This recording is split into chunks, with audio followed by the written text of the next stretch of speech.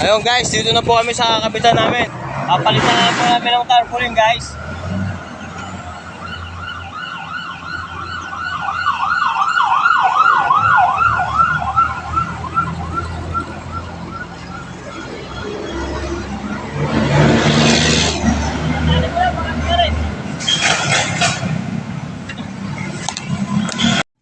Ayan nga po guys, inaayos po ni paring Alan ng aming camera para makakuha ng magandang video.